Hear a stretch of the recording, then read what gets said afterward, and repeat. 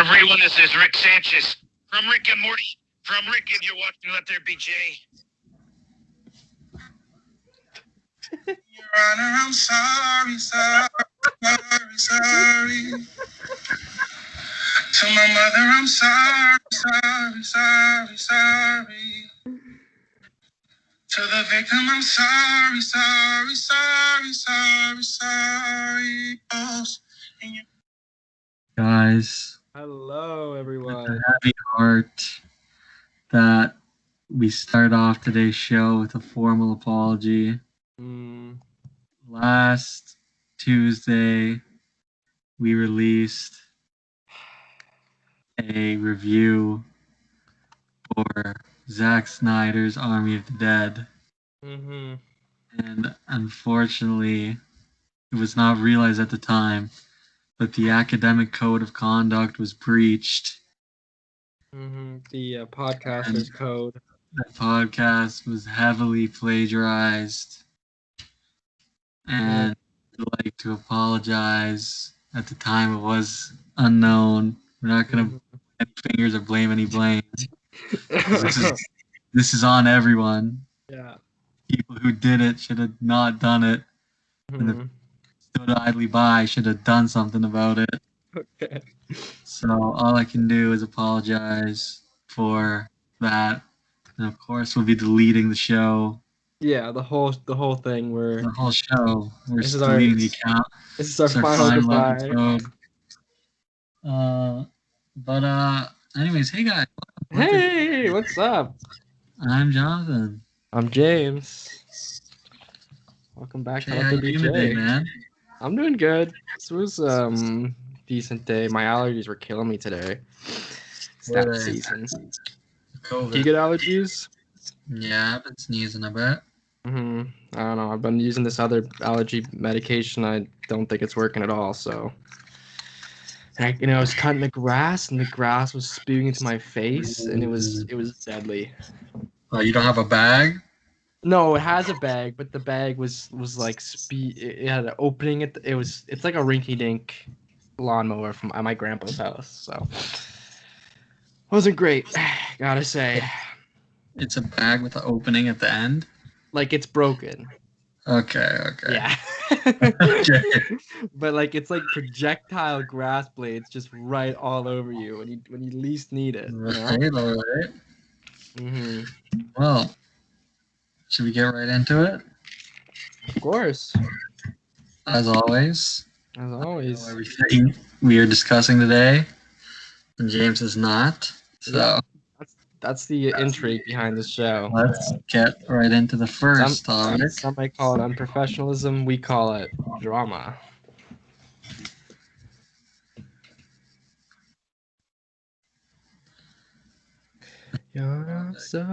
Whoa!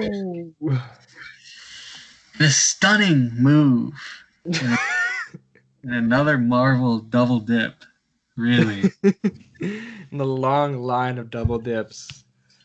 Aaron Taylor Johnson has been casted as Kraven the Hunter for his very own film titled Kraven the Hunter. Kraven's Bad Day. January 13th, 2023. So exciting. Jay, what do you think of this casting? It's definitely younger than I thought they would go, to be quite frank. But I mean, maybe it's like, well, it's probably an origin story of fucking this hunter man. Like, dude, what even is this movie gonna be? I don't know. I have no idea what this is. Like he's such a character that's so tied heavily to like Spider-Man and like the hunt and stuff. Maybe he's just gonna hunt another vigilante or something. Venom. Maybe, I don't know, man. Venom. It's fucking weird. But I mean, you think he's gonna get a tiger head vest in this, or probably? Dude, it's a whole ass vest, eh? That's crazy. But the head is the vest. That's insane. I don't think it'll be that. I think he'll just wear the head, kind of like. Yeah, somewhere. I mean, in that picture, he looks like He looks like him, could pull it off. You know what? If you put aside the thing, first of all, who knows what this is? This whole thing, who knows how it connects to the MCU? There's little things that tie in. There's little things that Yeah, or it doesn't tie in at all because we have no idea right now. There's over some Feige's dead body. maybe things will be cleared up. There's some more we'll talk about later. Mm-hmm. But this is called the Spunk. Sony Spunk. What does that mean? SPUMC. So the Sony Pictures universe of Marvel characters. Wow, that's a good title. Apparently they have 900 characters. They have 900. Apparently, that's all the Spider-Man stuff. It's 900 characters. So I always wondered how these rights would work before, because I guess it's just any character that features first in, or I don't even know, because I think people like Daredevil featured first in a Spider-Man comic. Yeah. You know what I mean? So it's weird that very odd in particular.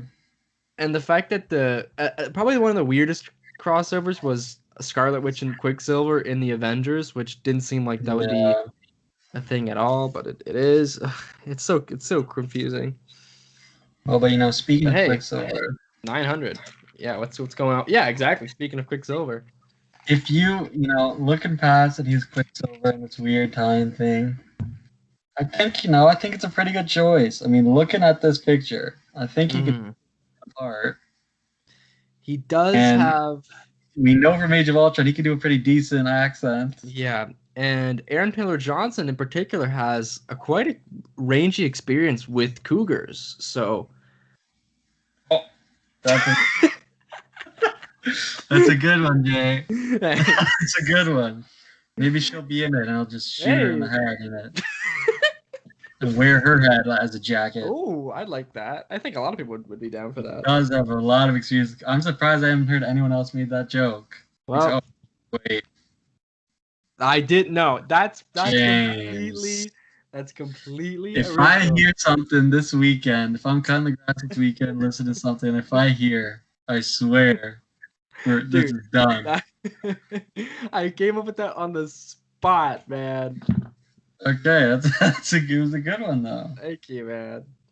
It's a good one. But hey, we're all influenced by outside forces. You can't help it. But I'll put my life on the line for that joke. We shall see how this film goes. Terrible release date. It's a January, you said? Yeah, if you don't know this, January is traditionally... It's the garbage dump. It's the garbage dump month. Put all the bad there. I think the only good movie... Well, no. Split dropped in January. Yeah, well, I didn't really see that in theaters. But the only good movie I've seen in theaters in January was Kingsman 1, Secret Service. Was that? I feel like that was a February movie. It might have been February, but I remember it was early in the year when it was snowing, so I don't know. Could have been. It's probably around that time. Either way, yeah. But that's a dumpy year. It's because usually they have the Christmas bonanza, and then it's just dull for the first parts of the year, Yeah. So I don't know. We'll see. The director attached hasn't done anything. This is his first thing ever. Pretty much. So we'll see. We'll see how. I heard they're hiring the Nat Geo crew to work on this. Imagine if it was just like that. Hire Nat Geo. They're gonna take his wife, strap a camera to her. Yeah. And she's just gonna be crawling around in the trees, and it's just gonna be like. No, they're just playing night crawlers. That would be an interesting way to make this movie. It's just like him in the wild, and it's a nature documentary about. Now that you say that, I feel like they're gonna do that. You think so? It'll be like him in the wild. I'm giving them ideas, to be honest. So, because they don't know what the fuck they're doing. Like what there's no Kraven without Spider-Man. It's gotta be. There really isn't. He's just a villain. Like it's like doing an Electro movie without Spider-Man. It's kind of bizarre. Or maybe a Doc Ock movie without Spider-Man. You know what I mean? Like characters that only really serve the purpose as a villain. But hey, man, they gotta make money somehow, I guess, and that's. Gotta make the cashola. So we'll see. We'll see how it goes. Mhm. But on the subject of Spider-Man, we have just a huge amount of things Have a lot of leakage in the pipes. that have come out. Some things that even you don't know about, Jay. I'm pretty sure. Whoa! I don't know for the first time today. I don't think I've seen that lizard picture in years. That's what he looked like in that movie? Oh, yeah. Oh, yeah. That's what they got the inspiration for the Ninja Turtles, I think. Well, I don't think I've seen that lizard picture in years. Seriously, man. Like, I did not remember. You probably haven't seen it since 2012. And his teeth are like little baby teeth. Dude, it's pretty fucking funny.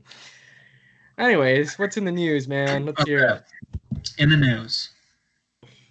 So we've heard before, Spider-Man No Way Home. We have heard, and it has been confirmed by the actors themselves. Mm-hmm.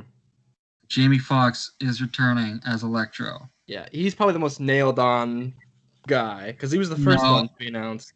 Well, the no, most Alfred nailed-on guy is Molina. Alfred Molina, because that was a public interview. Yeah, Jamie proposed that he then deleted. Yeah, exactly. But I remember Jamie was the first person to be announced. For sure. And then Alfred Molina as Dr. Octopus. Now, the rumor is, not only will we have these two villains, but we are throwing in 4 more. Whew. In total, we have 3 from each iteration of the pre-production Spider-Man. Mm-hmm. Apparently, joining the cast, we have Willem Dafoe as the Goblin, Riz Ifans as the Lizard, Paul Giamatti, I'm saying it, as the Rhino, and last, but certainly not least, could not be happy about this, or could not be happier about this, Thomas Hayden Church as The Sandman. Jay. You hear this? Well, no, it was even some more stuff. Yeah. I remember you telling me about that stuff, but yeah, these guys are gonna form the Sinister Six, and the movie's called No Way Home because they're all gonna end up in this world with no way home. Mm-hmm. I've heard some things that it's gonna be like, what they're gonna do is they're all gonna be taken right before the moment of their death. Interesting. So it's gonna be a little retconning of most of them. And they're gonna know that, it's Spider-Man that was about to kill them, so they're all gonna want to get Spider-Man. Pretty weird that Spider-Man is just a cold-blooded murderer in those in those first few movies. I mean, you could kind of say that. Actually. Well, yeah. Still alive. Who's still alive? Lizard. Lizard's still alive. That's what I'm saying. Yeah, Lizard's still alive. Who knows? We don't know what happened to Rhino because it ended with the fight. Yeah, Electro got zapped into oblivion, kind of thing. And then everyone else killed themselves. Sandman's still alive. Well, yeah, he was still alive, actually. Yeah. But the first two, they were killed, man. They were not killed, James. Okay, I guess you're right. He dodged the glider and it stabbed him, and maybe the kill because maybe he could have stopped the glider, but was a suicide, so don't be saying he killed him. I fucking love that scene of Green Goblin eating it, man. Don't tell Harry. So he dropped on the glider. Oh, I can't wait to see. Yeah, and apparently Green Goblin will be the leader of the Sinister Six and the main villain of the movie. I love that. I love him, Dafoe Green Goblin. Me too. I think he's one of the most underrated parts of that whole franchise. You think he's going to be de-aged? I wouldn't need to that much. It kind of looks the same. Willem Dafoe is pretty good looking for like 60 something, right? Or 70? Is he 70? I don't even know.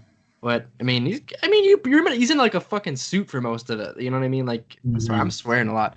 But they're probably gonna do a more. I think they're gonna update a lot of these guys' costumes for sure. Probably. The two main ones I could see are Green Goblin getting his kind of iconic goblin-esque suit. Even though, John and I were talking about this off screen, but I am kind of a fan of the one that we get in the movie. I don't mind it either. It's I just like the nuts. Power Ranger insanity thing. It has Hey, no I love Power Rangers. it has no explanation for why this guy has this crazy goblin mask, like exosuit that, you know what I mean? Like, why does it look like that? There's explanation. But like, why does the head like that? Is that The suit? There's an explanation, but Yeah, the the head. suit, The guy but just the got a head bunch is of definitely- masks in his house. I don't know. He got a bunch of masks in the house. Yeah. And I think Electro will be yellow with some cool. Yeah. Do you think he's gonna get the cool mask? Mm, I don't know how maybe. cool it is, but I mean, I think it's pretty fun. What else gonna say? I like the one route I like for Electro is the Spider-Man PS4 game. His design in that game looks great with the scarring on his face. Looks cool. And the lizard, let's hope that changes, because God, that's terrible. So Yeah. Anyways, I'm happy that they're doing this. And listen, it's time for me to go into a bit of a defense, because people from the beginning, they're going, this movie's gonna be overcrowded. You got everyone in this movie. You got everybody in this movie. Let me tell you something. They are doing this, what I've heard from rumors, they're doing this version of the Sinister Six that has already been pre-established. So you don't need to re-establish characters. So, because it saves time, right? Like, it'll just be a group for him to fight, and the audience will already be familiar with them. You don't need a lot of time on them. We'll have a sequence at the end, probably the ending fight sequence, where we get the other two Spider-Man, if they show up. We'll get that. And that'll be fine. Yeah. We'll get Doctor Strange for maybe like 10, 15 minutes, just like helping him with a couple things. A little bit of exposition about why they're there. And like you know how Doctor Strange kind of has the extended. Well, Doctor Strange will be like Iron Man in Homecoming, because Iron Man's only in Homecoming for like 10 minutes. Yeah, not long at all. He'll show up for the poster. And you know how I like Doctor Strange cameo in Ragnarok? Yeah, just like get out of my cameo. It's just like an extended scene, right? Yeah. You think we're gonna get Daredevil's that? in this? If Daredevil's in this movie, that's the capacity I think he'll be in it. I like that. Scene where he gets off, where he gets him off. Whoa. I was just thinking of Sonny when I said that. Yeah, I mean, I'm not worried about the overstuffed. I think as long as we get a good Spider-Man story, I don't really care. I do think it's interesting they're blowing their load on the Sinister Six this early, but I guess this leaves us for they want to do the Spider-Verse thing, all right? But I think they'll get another Tom Holland. I think they're gonna make a Sinister Six with their own characters. Yeah, exactly. That's what I'm saying. We're gonna get a different one down the line, because there's gonna be like 9 movies with Tommy Boy as Spider-Man, so nothing really to worry about. The one little grievance I have with this is Alfred Molina was totally a good guy at the end of it. Like, I don't know. Maybe he'll be helping Peter. What about that? Yeah, it could be that, or it could be maybe, I don't know, something in the portal made the chip reactivate. Because what they could do is they could, Alfred Molina could help out Spider-Man, and here's something crazy. They do Matt Gargan in the Sinister Six. They could do that. Scorpion goes out in the Sinister Six, or the Vulture, or whatever. But I see more of Scorpion getting in there. The idea I kind of like for this is like the moment right before their final fate, they're taken out and into this world, and at the movie, like they all go back right before, like they literally go to die or they go to jail or something. Ooh, I like that idea actually. I like that idea because it doesn't take away from the original. Nothing changes; they just get sent right back. Still allows them to Actually, that's great. You know what, Jonathan? Right before the glider hits him, he gets sucked in. and he gets sucked out right as it's hitting him. Yeah, I like that. It freezes time, and they perfectly put them each back in their own plot. That's fun. That'll be actually a fun little thing. I could see that happening. Don't tell Harry. Oh, don't Harry.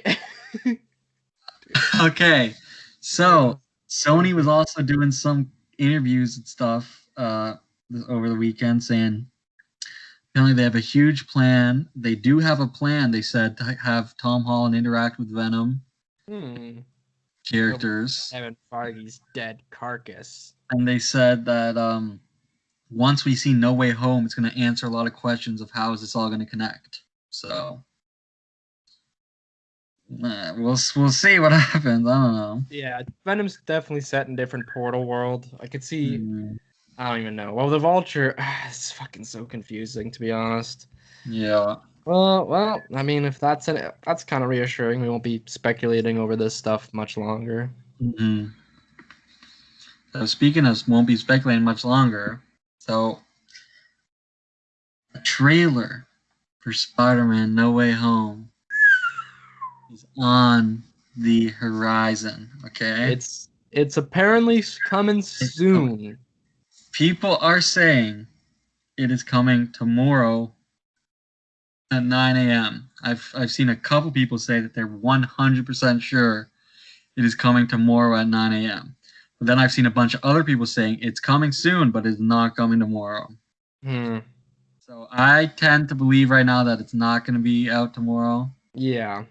People think it is because it's Tom Holland's birthday tomorrow. It is tomorrow, Tom Holland's birthday? Yeah. But I think it's too early. People were saying it's coming out with Peter Rabbit 2, which comes out on the 18th. So it would probably come out the Monday or Tuesday of that week. So about 2 weeks from now. Which that would look perfectly with the 6-month mark. Yeah. So I think that would be But yeah, I don't think it's coming out tomorrow. I feel like that'd be a little early. Listen, if it does drop tomorrow, you're gonna be dead asleep, and you're gonna know that I'm there watching it because Johnny, check YouTube lately. James is a bit of a late riser due to his demonic nature, and so I'll be getting that trailer way before him if it drops tomorrow at 9. Damn, well, I hope you still send it to me. I'll send it right to him so he doesn't. Yeah, it'll be a great little surprise. Hey man, I'd love to see it, man. I'm so this movie is one of the more cryptic, it's just a crazy movie, to be honest. I've seen someone saying, I'm like, yeah, I completely agree with this. This might be the most highly anticipated trailer ever. That's true, man. Because we have People no idea what's happening. Freaking out for this trailer so much. No one knows what the hell is even happening. Imagine if none of this is true. It could all be so super funny. fake. I think that would be so funny if they have a completely different villain. They have freaking Chameleon as a villain. It's just Kraven and Chameleon. I like that. Have Kraven as a prequel. Yeah. But John and I, here's the thing. As much as we love the Spider-Verse crossover, we would also be pretty good with just being a standalone Spidey film. You know what I mean? For sure. But dealing with the court case, because that is a big plot line that they have to get through before this insanity arises. You know what I mean? So, do you want to hear this? This is the new thing you probably haven't heard. Okay. And based on this, gets me very excited and intrigued. A leaked description of the trailer, apparently. Oof. Now, it could be fake. It was originally in Spanish, so there's dude, the Spanish always got stuff right, okay? There's been a little running gag on this show where every news is just from those Instagram accounts. You see Spanish in there, you have to translate it. True. It's got to be true. So the translation may be off a little bit, but judging by the sound of this, I think it might be true. Okay, let's hear it. Right now, it doesn't go into the Spider-Verse at all, this trailer. And it sounds really interesting. And it sounds like the follow-up to Far From Home that we all kind of expected. Okay, let's see. So listen to this. Translation might be a little off or weird at some points because it's a translation, but Here we go. Peter is being sought after by the FBI for murder. There's a very quick scene of police breaking into the house and his aunt there in fear. From what the teaser shows us, Peter surrenders and the tone is very serious. Ooh. Multiple shots of Peter living on the street. Doctor Strange appears. Scene of Peter stealing food. Scene of J. Jonah Jameson's talking about Spider-Man. Scene of Peter entering an abandoned shed. And a scene of Aunt May crying. So that's the description, man. That's the whole thing, eh? Yeah. Maybe Wow. just like the opening of the, I don't know, man. It's probably fake. But, I like the one thing I like out of that is that they're going for a serious opening to it. Yeah, I think that'd be... Well, it would be pretty serious, man. This guy's life is in dire straits. I can see that scene happening. Their apartment getting broken into. And we do see an abandoned shack in the little pictures, teasers, yeah. Which I And gotta say, those pictures are so funny that they use them. It's like, hey, look, we're just sitting around. Like, there's nothing here. Yeah, Aunt May crying. I can see them definitely doing that scene. We haven't gotten much of Aunt May late in these movies, to be truthful. Which, I mean, actually, no. No Way Home had quite a bit of it. I think Spidey Tingle stuff. I don't know. But yeah, man. No Way Home. We're super excited. Most anticipated 2021. Yeah, for sure. We're going to see how it goes. Trailer. Hey, maybe by the time the next podcast, there'll be a trailer to talk about.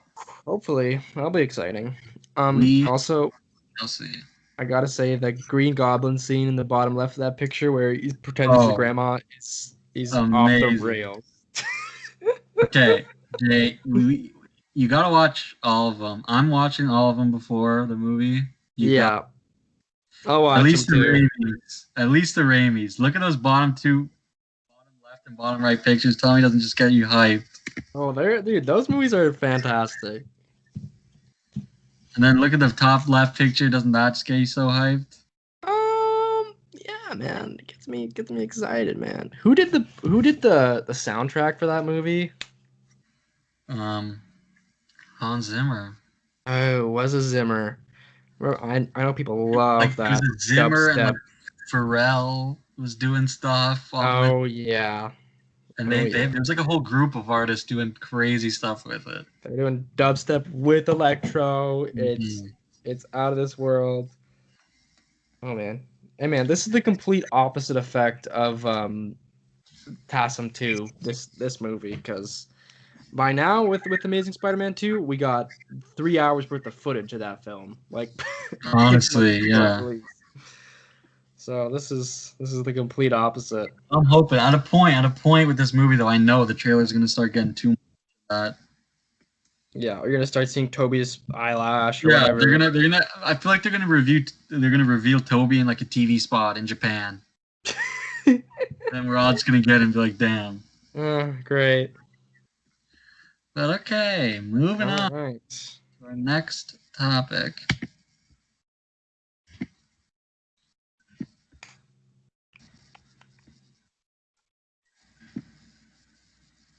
Oh, this is new. You haven't heard this news, Jay? Not. We are getting a prequel origin series centered around Okoye on Disney Plus. This was announced. And me, I'm excited for it. I think Okoye is great. Yeah. So it's gonna be little Dora Milaje stuff. I don't know what kind of origin she has other than she's just in the Dora Milaje, but hey. It'll be a series, you say, on Disney? Disney Plus series. Interesting. I mean, they just need content, to be honest with you. They're just like, okay, we need stuff. Let's go. Who can we do? And this is going to be separate from the World of Wakanda series that they've already announced. Oh, that's also a thing, too. Interesting. Yeah. I feel like that series is going to be a kind of episodic anthology thing where you get story of someone in Wakanda each episode. I think that would be really cool. Like Daniel Kaluuya and stuff. They can get him back. You know, just different people going on. That'd be fun. Yeah, and excited for that. Excited for Okoye. Yeah, not much to say because we just don't know what's gonna be about. They were great in Black Panther, the Adore Melage. So the Black Panther and Winter Soldier, Falcon and Winter Soldier. Falcon and Winter Soldier. Yeah, that's what I was trying to say. They were great. They were great. Well, yeah. There's that, man. That's a topic for sure. No, I ought to let you pick the topics one day. Oh man, that would be a off the chain episode. Well, you get ready for this topic now. Okay. Trailer dropped for a film entitled The Tomorrow War. Okay, what'd you think? To be quite honest, I didn't see the trailer. Oh, so when I sent it to you, yeah, and you said, "Oh yeah, that's the," so you're a liar. I never said I saw it. Just give me a run on the trailer, man. What's it about? No, we're just gonna skip this topic. No, okay. I don't even remember on trailer. He's a guy. He's got a daughter. And basically, like they come back in time and they say, "Oh, like the world's gonna be destroyed by aliens in a couple of years, and we're recruiting people from this time to come help in the fight." And yeah, it looks kind of interesting, weird. Probably won't be good since it's going straight to streaming, but is this an Amazon film? An Amazon film. Interesting. Well, like decent enough. What other movies has Amazon done? Nothing really, right? Sound of Metal. Oh yeah, they did Sound of Metal, I guess. Which isn't on Canadian Amazon Prime, is it? Because I've tried watching that thing and it's not there. It's on Crave, believe it or not. It's on Crave? Yeah. It's so weird. Damn, I should check it out. Yeah.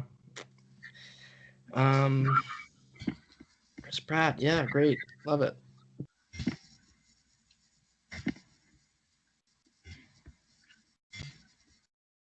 I thought they did Extraction, but they did not do Extraction. That was a Netflix flick. That was a flicks of Netflix. Okay, so our next topic. I just want to talk about this a bit. There's an interview with Jeffrey Wright. The Watcher. Yes. In the What If. And he said basically, you familiar with the Twilight Zone? Yeah, I'm familiar with them. The little anthology. And you know how there's the guy who Dina talking about it? Yeah, he's like, on this episode of the Twilight Zone. So right? he compares the Watcher to that guy, to Rod Sterling in the Twilight Zone. You know, I went on the ride. I went on the the Tower of Terror. Oh God, I didn't, man. I'll never go on that in my life. It's a good ride. It's okay. Terrible ride. Do not like to be dropped. And they're actually building a new ride where a person just holds you by the neck and they just put you into just lets you go.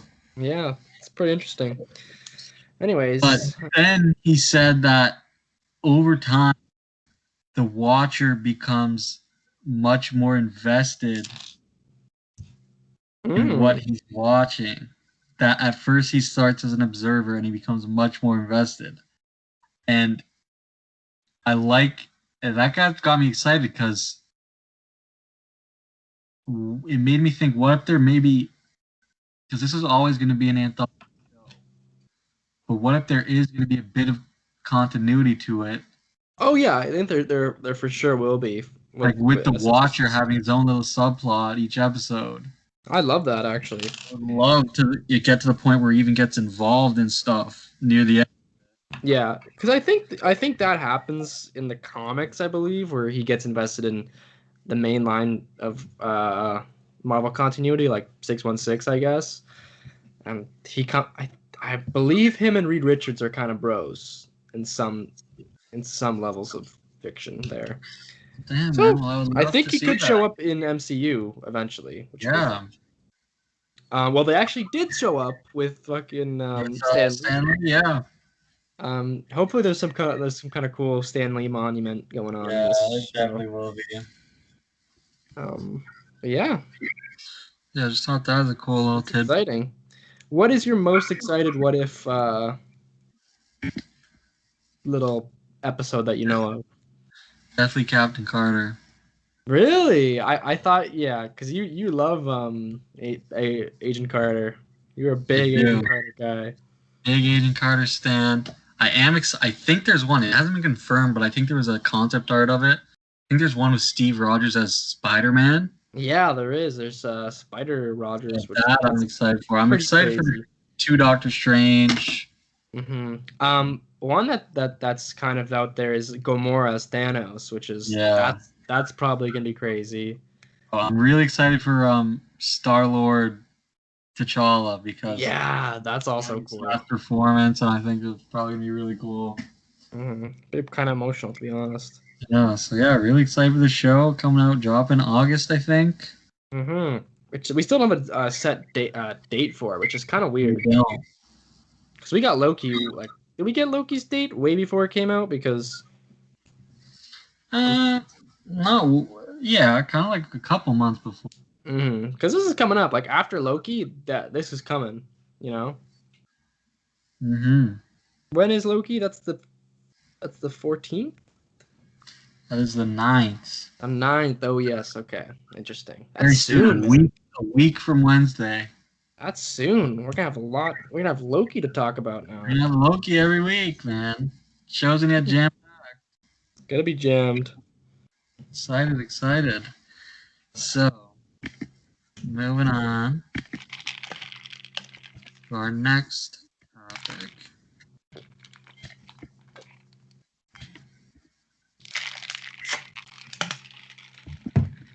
Oh. That was my Chewbacca impersonation. Who's in this episode if you look closely? Friday.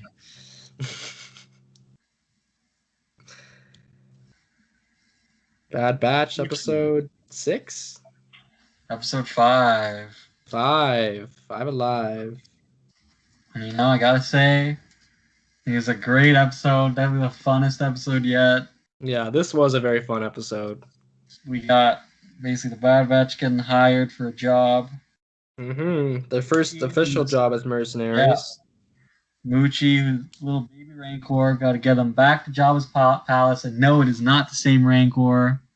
Which I was like, damn, they really too at first. Kill this thing. But no. That was a great episode. Some great stuff happened. Well, we got Sid. How'd you like it? Dude, I love this episode. It's one of my favorites for sure. They kind of keep getting better, besides like the first two. But honestly, it was very fun. I think some good action. I liked that Omega was kind of a driving force in this episode too. She picks up that arrow thing, so that's gonna get some use soon. I gotta say, the sound design of that arrow thing was great. Like, it was just the most satisfying noise. The noise of it. Yeah, but those are cool, man. What else can I say? Obviously the Rancor stuff. I like that. They're getting paid. Did they find out who hired her, or no, was they just found out who she was? They just found her name. Yeah. Because I was gonna say that's. I should remember that if that was revealed. Yeah. So it was fun. It was an exciting episode. I think they're doing a good job with these kind of episodic things, to fill out this 16 episode season and not being arc wise. You know what I mean? And it's fun. It's a good time. I think they're doing a great job with these characters too. Rex is feeling that head. That's scaring me, man. Scared me so much. What? Rex. Wrecker, oh my God. yeah. Wrecker, sorry. But yeah, no. That chip is going way off. And it's gonna have him Quinlan Boss. But I got a bone to pick with some people because everyone's saying like Ooh. every week everyone's so quick to cry filler or to say that it's not progressing the story or whatever. And like this is 16 episode season. Nowadays if like someone doesn't die in every episode, it's filler and that you don't need to watch it. Every episode this season has progressed the story. Yeah, this is how they found out about like things. this is such an important episode because this is a littler thing, but we see how Omega is going to get her bow that she uses the whole season. That's one thing. Mm-hmm. They meet Sid, who I guarantee is going to be a big character probably the whole season. Yeah, she's like the Grief Karga of this show, I would say. And now they become bounty hunters. They're probably going to stay where Sid is. I don't remember the planet's name. They're going to stay there and be mercenaries now. Mm-hmm. And again, we find out the main like antagonist, I guess, right now, or to the Bad Batch, I guess. Fennec, yeah. And it's important. It's just like again, yeah. I think also too is this is a long show. People. I mean, a short episode show, but a long season. You know what I mean? Yeah. So people expect so many things to happen in 20 minutes, which is just kind of impossible. Yeah. Especially they want to keep pacing like at a good level. So I don't know. And they're building character every episode of the season, building character and getting us attached to these people. And I, at the beginning, I didn't really care too much about any of these Bad Batchers, but now I'm into it. I like it. Another cool thing I saw in this episode was when she paints the little stormtrooper. As a Bad Batcher. She's definitely gonna get that armor. Dude, I'm so down for her to get some Bad Batch armor. Yeah. Omega's probably my favorite character of the show, man. Yeah, definitely. She has the most character out of these characters. Yeah. I'd be down if they do season 2 for a big time jump. Time jump? I think that would work very well if they did that. Mm-hmm. And we get a grown up Omega. Like right before Rebels. Yeah, exactly. Because she's like, what, 10 in this show? Maybe 12? Yeah. 6 years, something like that? Boom. Well, no, that would be about 19. That would be about 15 years if it was Rebels time. True. So 15 years, they'd all be kind of like Rex's age by then. They'd be Rex's age, and she'd be 25. Well, no, she'd be 15 years would be 30 years of age, and she'd be 40. Really? But isn't her growth slowed because she's like a baby, like a kid? Who knows? It's so confusing, these clone things. Maybe they'll find a way to keep the Bad Batch people the same age and then her to grow up. I don't know. Yeah, I'm excited for what they're building up for. I think she's got some kind of tricks up her sleeve. Like there's got to be more there. Here's the thing. I don't think she's Force sensitive, to be honest. Me neither, because it's too similar to the Grogu story. I think she's just a badass clone. Mm-hmm. I think maybe her powers.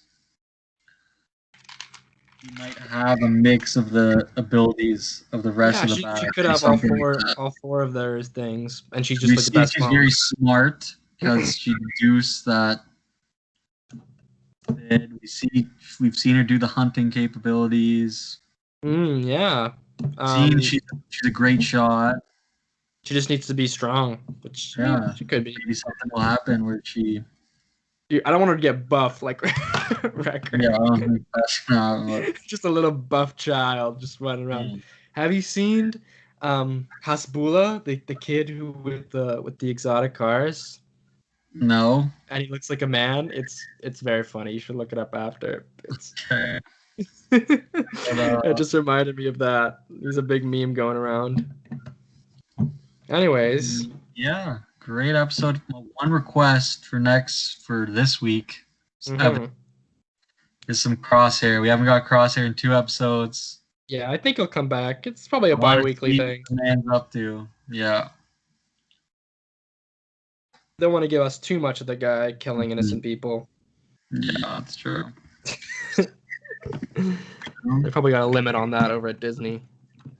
You're only allowed 80 innocent deaths, okay, in this season. Because we're already at like 12 innocent people just getting killed mercilessly. Oh yeah, probably more. Because I'm including the people at what's that planet they were on last week? Last week, the police officers getting just obliterated. Oh, I think. Yeah. There's gotta be a counter here. Just I'm gonna do a count. yeah. All right. Great episode though. I give moving that. on. Oh. Oh wait, sorry. What was your review? I got 8.5. It's a good episode. We haven't done reviews for the rest of the shows, but yeah. Okay, guys, we're pretty late on this. Yeah, just a little late. You know, a long time ago. I want to make that known. One of us did, but yeah, one of us is famously late on a lot of things. Okay. Late on this as well. You know, hey man. So, maybe that guy's got a lot on his plate. Who knows? Yeah. Yeah. Nobody. Hey, 2021. 2021. Nobody starring Kurt. I love this movie. It is such a fun time. I gotta say. I'm so glad you say that. It is my favorite movie of the year so far. Is it yours?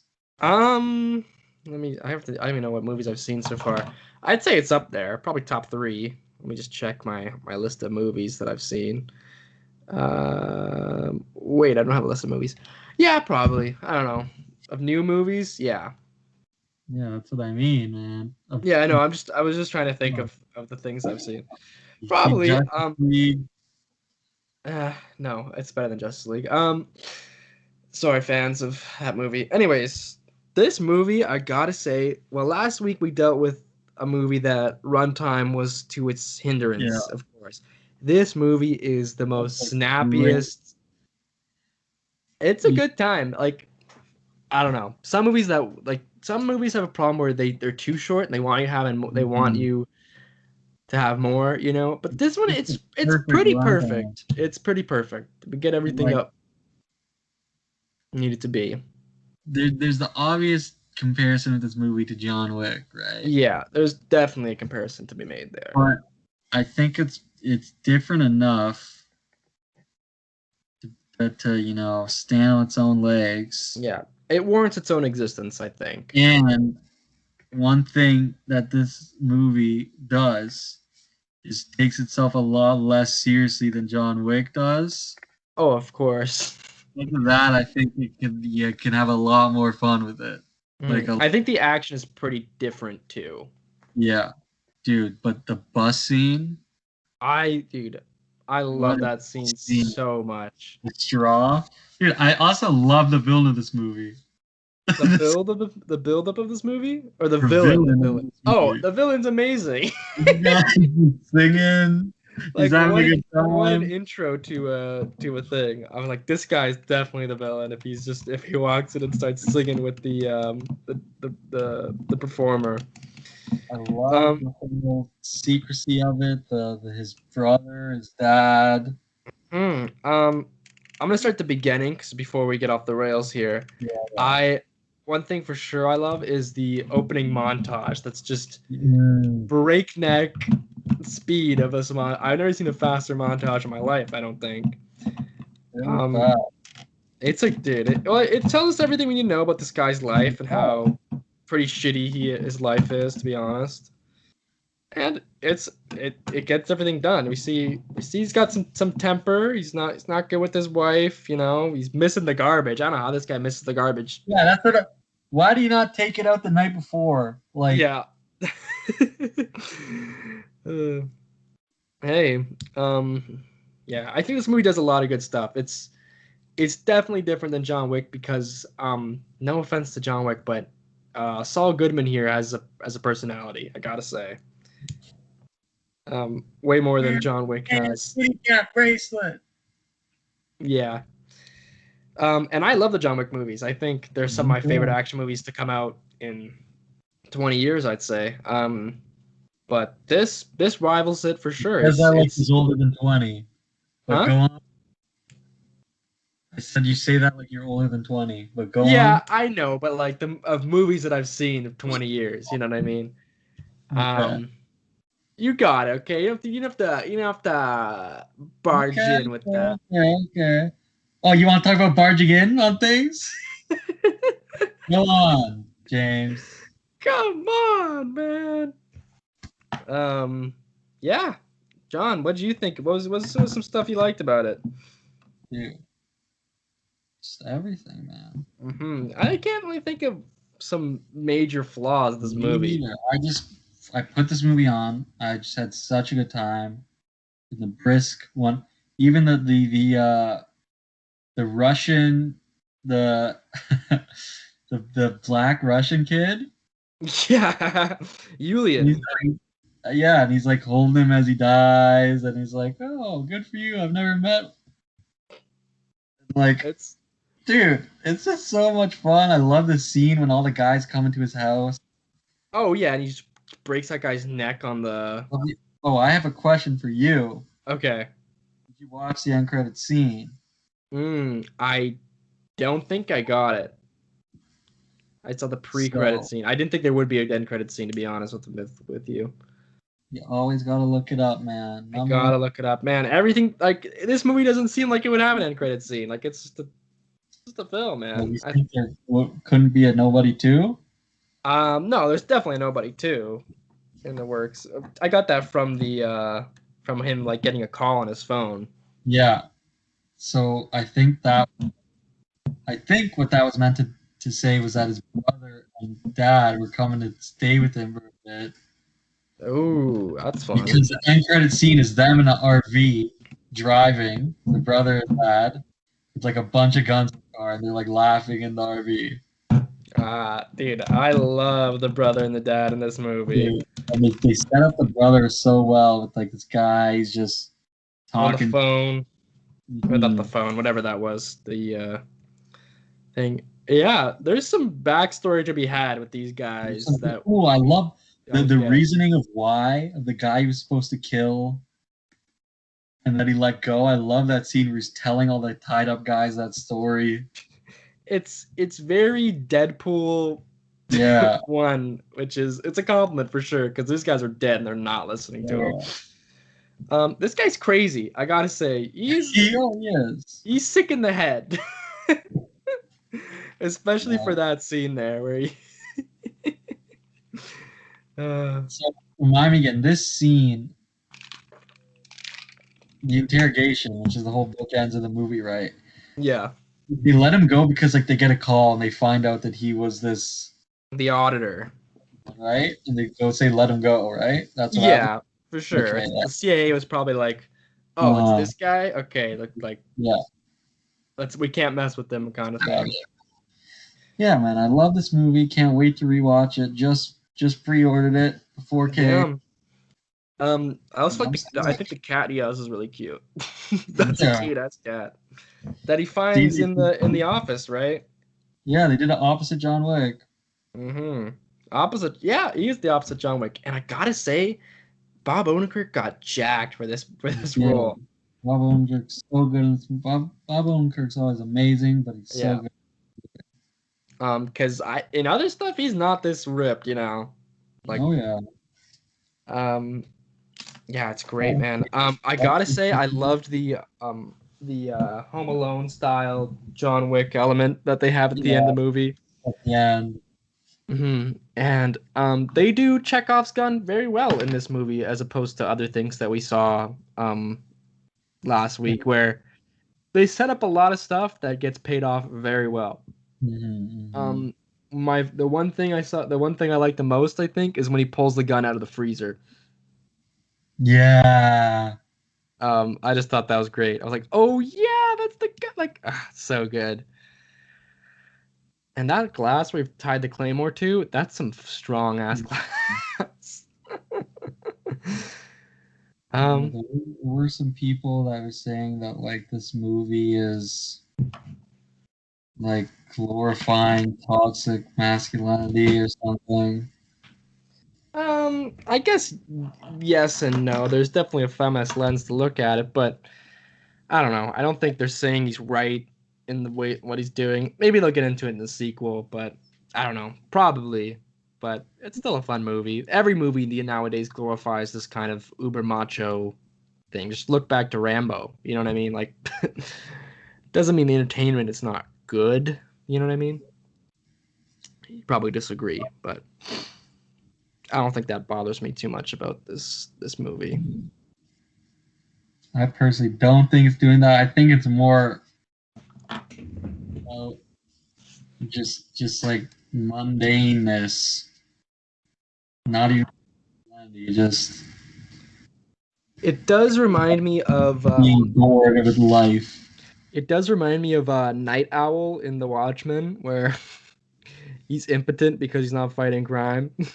It's kind of like that, but I mean, the more You kind of gotta bring different Zack sense. Snyder into it, man.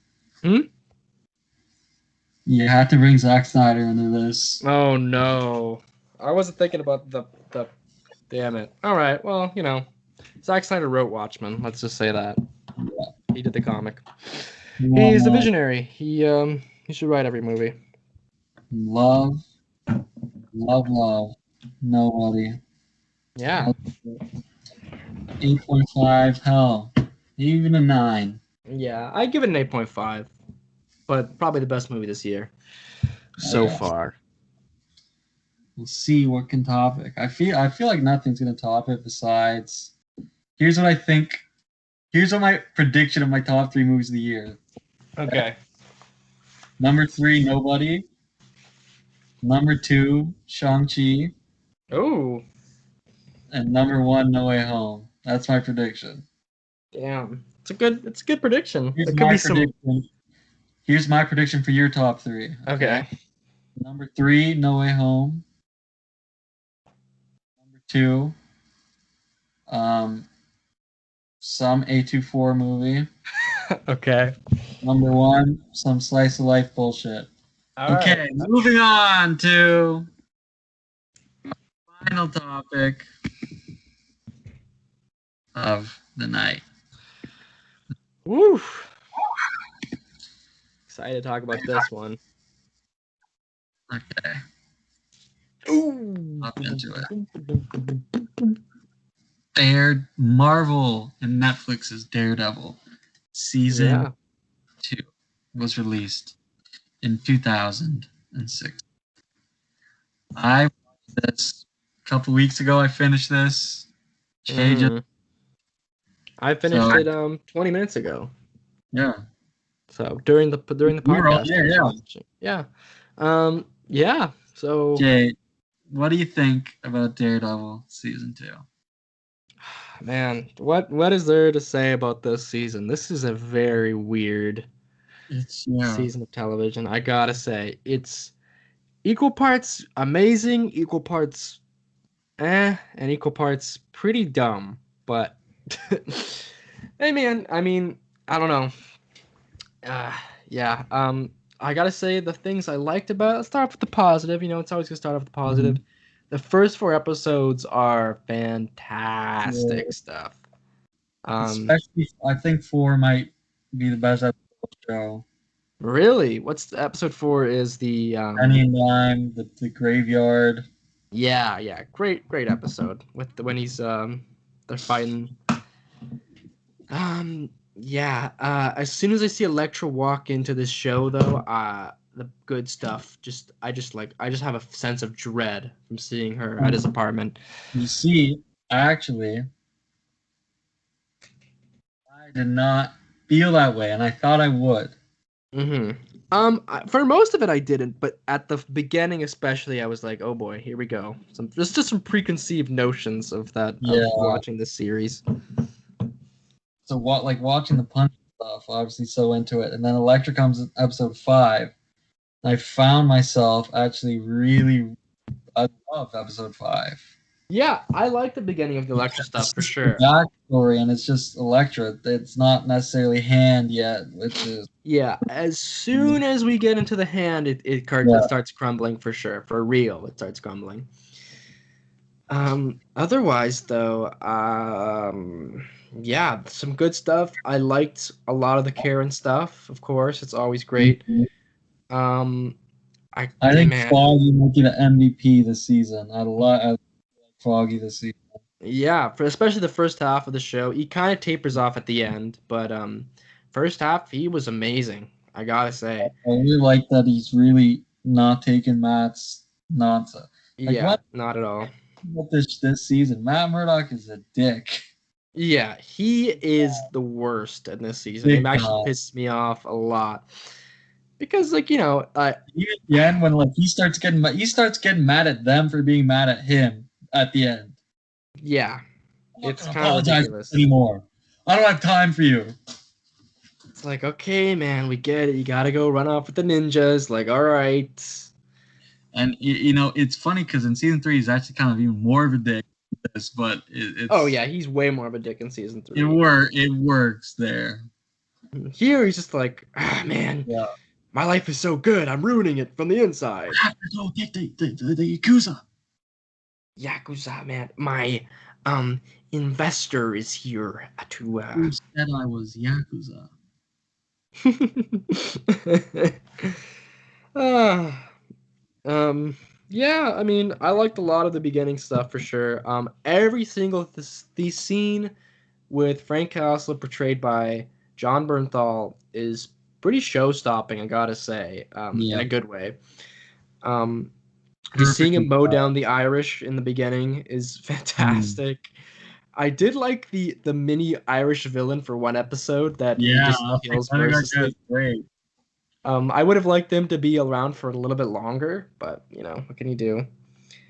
I feel like that, I feel like that was rushed. I think, because he's on the loose, and then episode 4 he's caught. You know what I mean? That he's not really a Yeah. thing for a while, and it He seems could have spent more time with. exactly. I think a whole, at least half a season of just Daredevil plus Punisher would be great.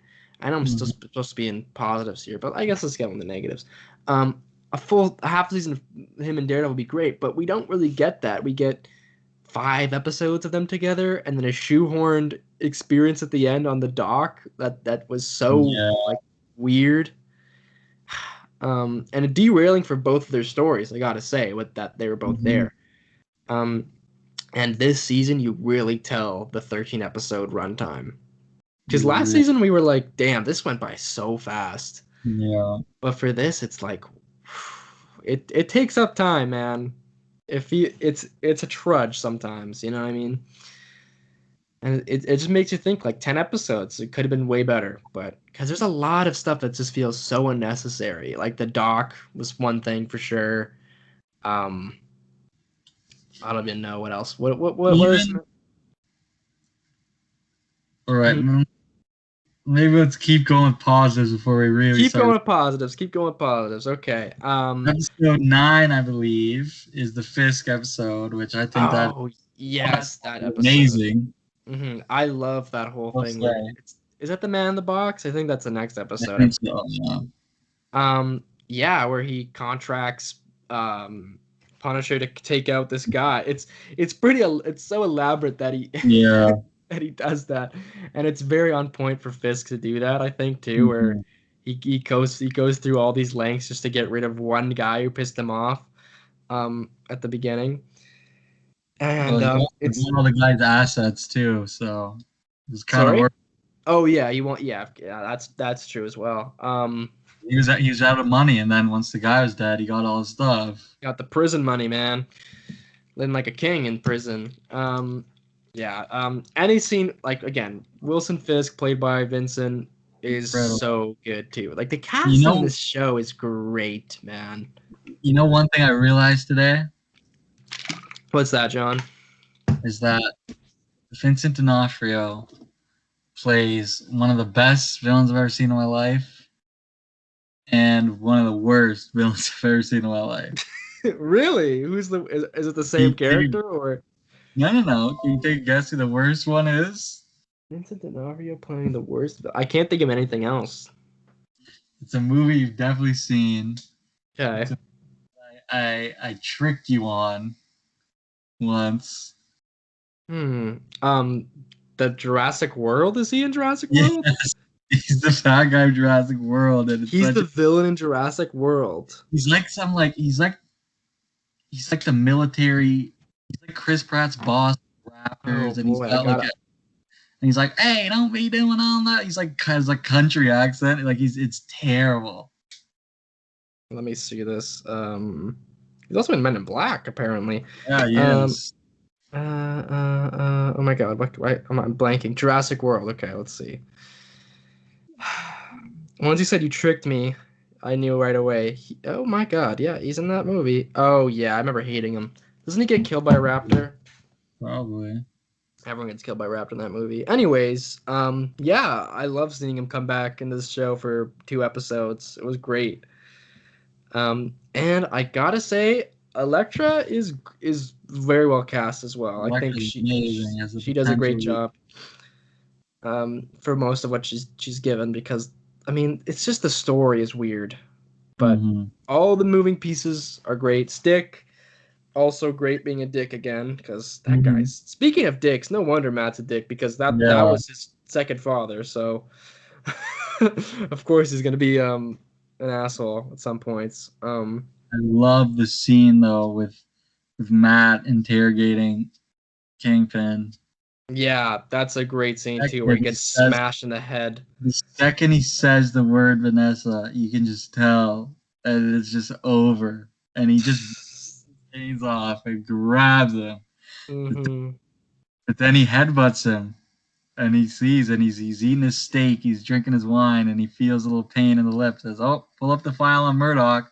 That perfectly really sets up season 3, but yeah, that leads in some nice stuff. Can't wait for season 3, man. Yeah, tomorrow I'm finishing season 3, so that's exciting. Definitely not next week, I don't think, but maybe the week after. Maybe the week after, probably. Season 3 retrospective. Did you watch Punisher yet, or? I did, yeah. Yeah, you did. That's crazy. Jonathan's watched 2 other shows, and then meanwhile I was watching the 2 seasons. Yeah. He is a monster when it comes to watching shows, or I'm just a turtle. That's 2 things as well. Usually you're the monster. True. Do you want to get into the bad stuff? Well, first I gotta say John Bernthal, born to play the Punisher. Yeah, for sure. Love his dog. Yeah, the little dog. You know, that doesn't come back, eh? He's like, no, it's just I don't know. It's just okay. Let's dive right in. Okay. John, what did you not like about this season? First of all, I can't even tell you how hard I laughed when she brought him that balloon. Which balloon? Karen. Oh! When she walks in, she walks into the balloon and leaves on the table. She's like, they're mad at each other and they're having a fight. She's just like, I brought you a balloon, and just and he's touching it. Just holding and pulling it down. I don't know. That's not even. Oh yeah. That was the beginning of the season. Yeah. That was just funny. I was just laughing. Funny. That was during the trial, right? I'm thinking of a different Karen walking in scene that's probably equally funny, where Stick just lets her in and he's Elektra at the bed. I'm like, what did he goes to have? She sees this blind guy and Elektra in the bed. Like, what the hell? I know. It's like, Stick, man, what are you doing, man? Like, you would think you would even let her in, but no, he's just like, all right, you have a guest, Maddie. One thing, another positive, real quick. Okay, little detour. Love the trial of Frank Castle. Oh yeah, the trial of Frank Castle is great. Love seeing Matt and Foggy be lawyers. Which, like I said last week's episode, was it? I don't even remember. Yeah. That we didn't get enough of it last time, but you know, here, we got some good stuff. It's kind of funny that we don't get any real payoff for it, but you know, whatever. Because he's just like, I did it. I murdered them people. I'm crazy. But we find out why. Anyways, what else did you not like, John? Because I'm curious to hear. The Hand sucked. The Hand is so bad. It's just that we're so boring, uninteresting. They get into all the stuff with the chase. I just don't care because I know. And at the time, it wasn't as bad, honestly, because I thought it would be going to something good. Yeah, I know it's setting some stuff up, something right? terrible now, so it makes it even worse retroactively. I kind of want to rewatch Defenders, but I don't think I'll put myself through it. I don't know. Come on, man, I did it. You got to do it. If you want to do Defenders next No, week, I don't. I don't want to touch that. Watch a recap or something. Okay. Yeah. There's from going from an amazing villain that we sympathize with, that we stick through for the whole season, just going to pretty much a faceless figure for 70% of the show, and then getting Nobu back, who is pretty dry as a main antagonist, is ridiculous. I gotta say.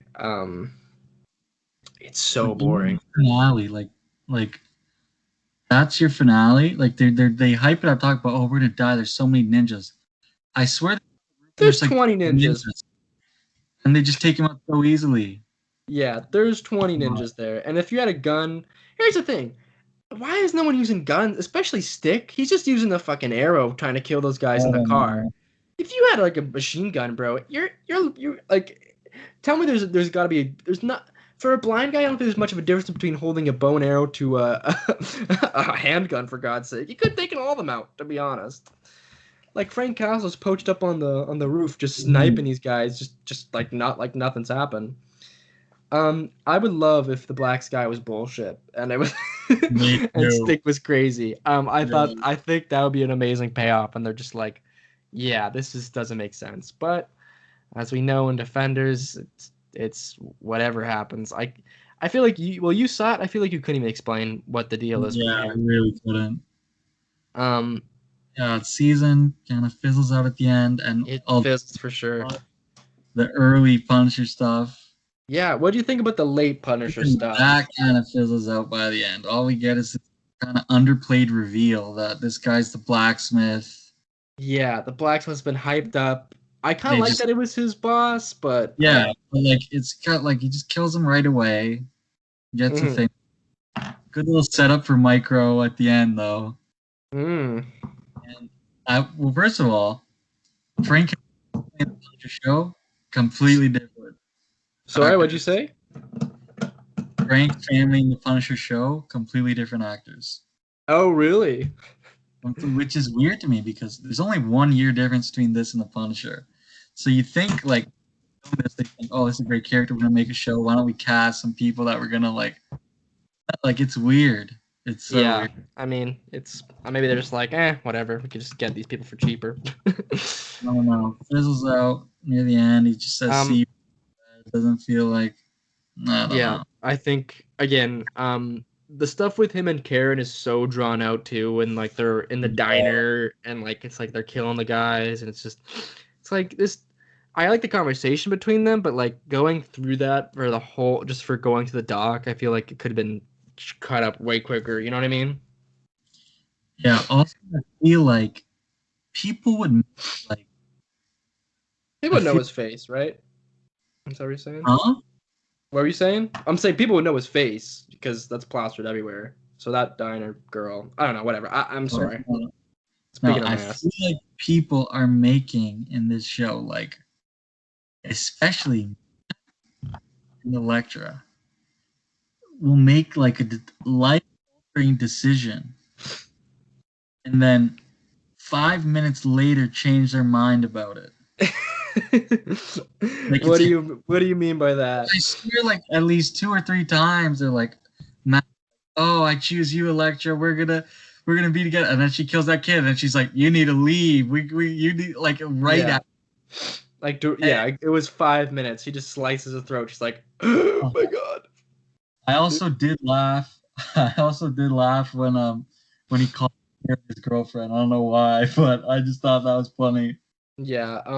I gotta say that relationship is pretty weird in this thing. I think they make it awkward on purpose, but you see why I prefer Matt and Elektra? Yeah, I think so too. There's definitely more chemistry there. You are a crazy scene in Bogwell's. You are a Karen and I'm a Frank, Karen Frank Stan, man. Even watching Punisher, it was crazy. They had some crazy scenes. which is interesting. But I don't know. I don't think I'm that far. You think Maybe they don't set that up a little bit? Come they on. kind of do. They kind of do. I think he's a lot older is the one thing, but I don't know if Yeah. that matters. Even Punisher, man, like he talks about Karen, and he's like, Karen's different, Karen's this, and like when they're after the bomb thing in the hotel, he's like caressing her face. Yeah.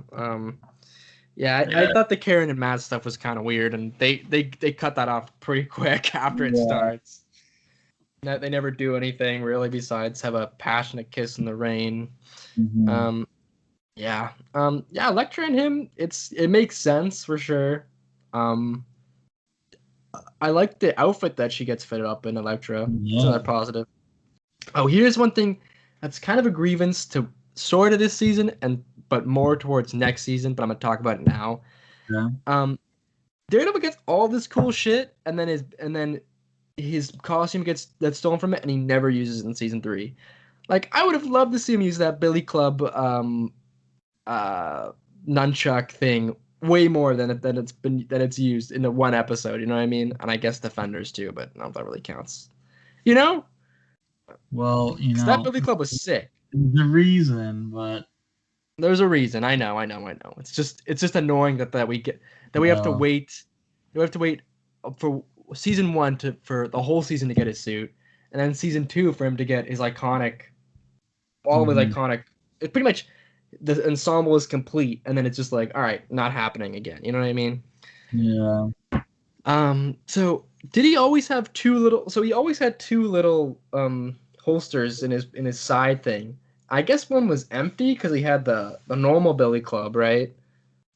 Mm-hmm. And then, so he has a normal one, and then he has the nunchuck one, right? I was thinking about that. He had those 2 sticks.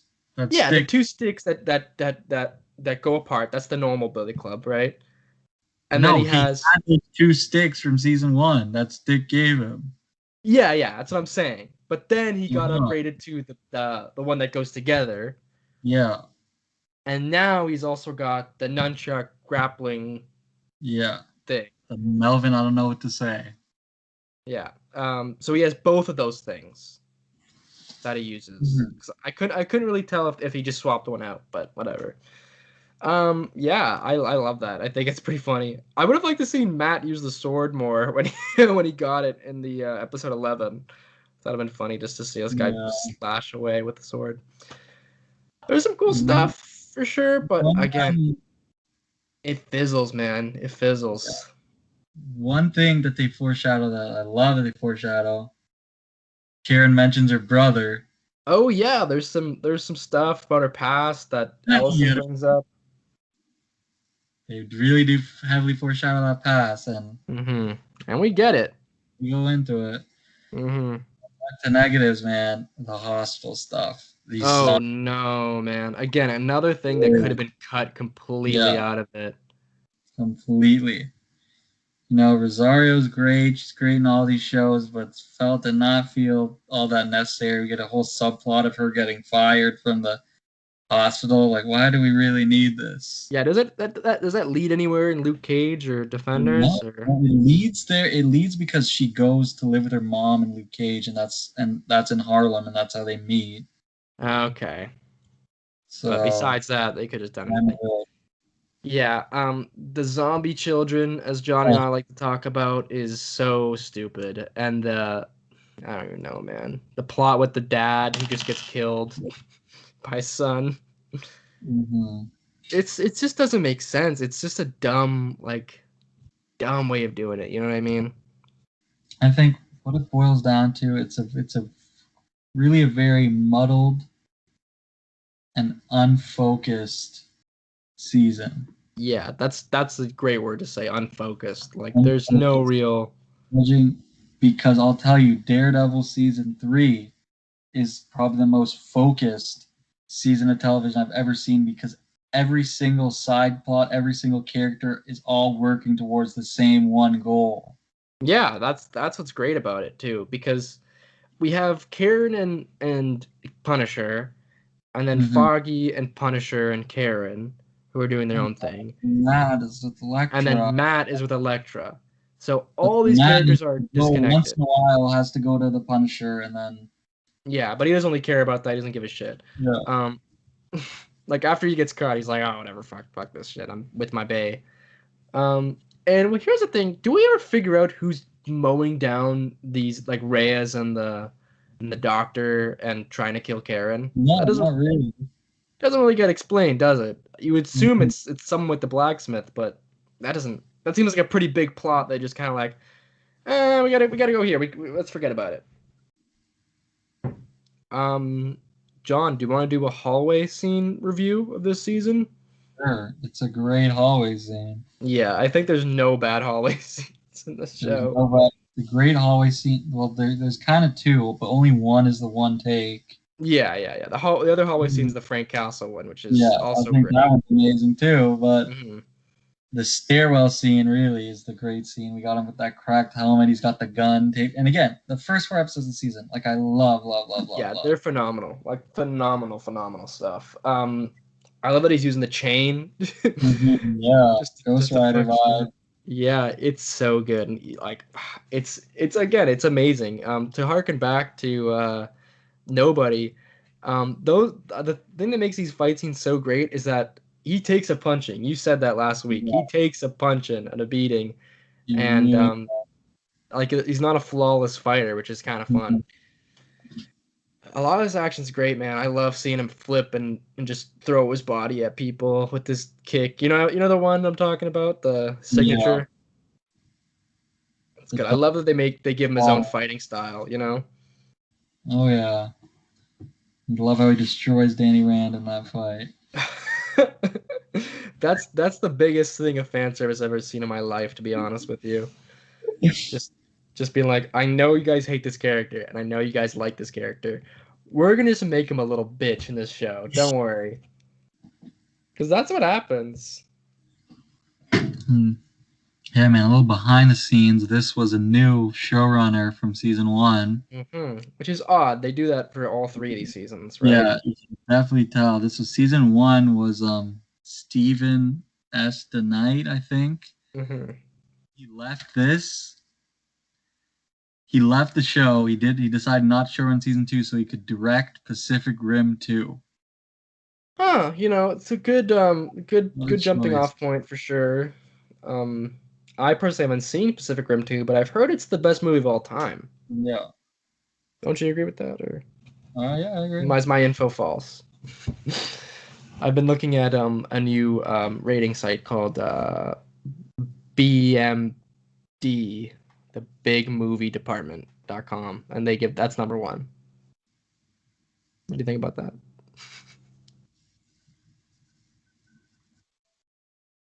I think I've killed Jonathan with that joke. You get shot every time James makes a joke. Yeah. We'll see who's alive by the end of the show. Jonathan's I'm already dead. Doesn't he say that in this show? Already dead. Yeah, that's what Frank Castle says. But That's Jonathan while we do this podcast. it's a new showrunner. His name's Marco something. I don't even know. He did this, and guess what he did right after this? The Defenders. Oh, interesting. The quality that lingers there. But we'll talk about the 3 showrunner later. Eric Olson. Yeah. He's a good showrunner. I remember the name. He's got an interesting backstory. Who? Marco. Eric Olson. Oh, we'll find out about that next week. Later. Yeah, man, it's the season hurts my heart because I love it so much, but I can't deny that it's definitely a big step down from season 1. Yeah, it's a dip in quality for sure. But here's the thing: it wasn't a series ender, which is good. Yeah. And it wasn't terrible, I gotta say. Yeah, the first I can't watch it's unwatchable. The first 4 episodes are impeccable. Yeah, the season's worth the watch just for for majority of the Punisher stuff, and there is really good stuff throughout.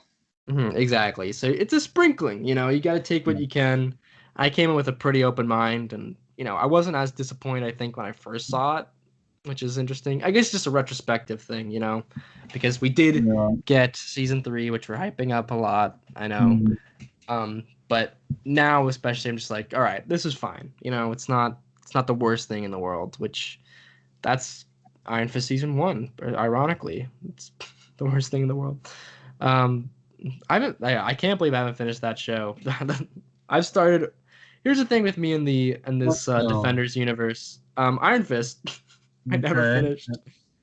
I haven't finished. I started all of the first seasons of Jessica Jones, Luke Cage, and Iron Fist, and I haven't finished a single one of them. So this is the one I sticked with, and it was good. Well, Punisher I watched season 1 of. So. Hey man. But hey, although it sounds like we were shitting on it pretty heavy, I would give this season a 7. I was thinking the exact same thing. It's a 7 for sure. It's a 7, which is it is a big drop from the 9.8 I gave season 1. It's a pretty huge drop. But there's great, like the first 4 episodes I'd give a 9. For sure. And a lot of the Punisher stuff and good stuff throughout I'd give a 9 too. But then but hey, it wasn't the end. It led to much grand things. You're talking about Defenders, right? Oh yeah. That we'll talk about when we talk about them. But Jay, give them the same score, 7? Yeah, it's a 7 for sure. The highs, I guess. I guess according to my score, the highs outweigh the lows, but it's not a terrible thing. It's a must watch just to get to season 3. You know what I mean? Yeah. But I don't know. I think if you're a fan of these characters and you're a fan of the world that's built, it's a good time. Any excuse I get to watch Charlie Cox, I'll take. Yeah, exactly. Charlie Cox, John Bernthal, whoever plays Karen Page, and Foggy. They're all fun, man. I think another thing that's missing is the dynamic between the trio too that we get so greatly in season 1. But I liked a lot of stuff as we talked about, and it like as Johnny said, it leads on to much better things. Yeah. It's the lips. Okay. Guys, thank you so much for watching this episode. Thank you, everyone. We will be back next week. What are we gonna have next week? I'm gonna try to finish season 3 by next week. I finished this one in a week, so I feel like I could do 1 week. Yeah, I don't think I finished this one in a week. I think it took 2. Did we take?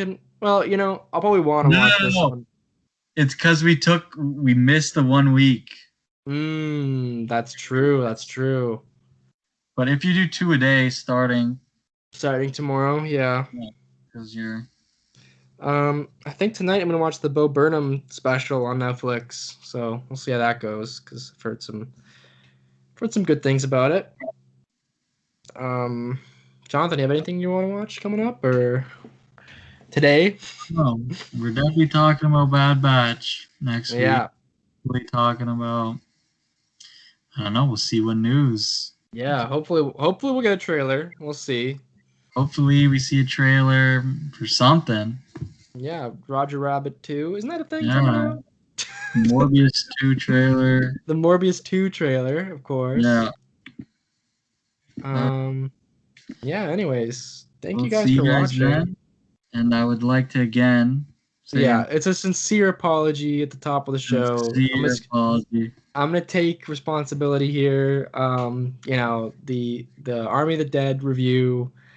I wouldn't say I borrowed, but a lot of the lines of the dialogue were there from other podcasts, the reviews that I kind of used in my opinions, and it's kind of redundant. I gotta say it's not great podcasting professionalism. So if Jonathan could play the I'm sorry song again, that would be great because that's what I feel, and I sincerely apologize. Gotta play what you feel. Sorry, sorry, sorry. Sorry. To my mother, I'm To sorry. the audience, I'm Sorry, sorry. Tell to the Johnny victim, I'm sorry, sorry, sorry, sorry, sorry, sorry, sorry, sorry, sorry. sorry. Bye bye now.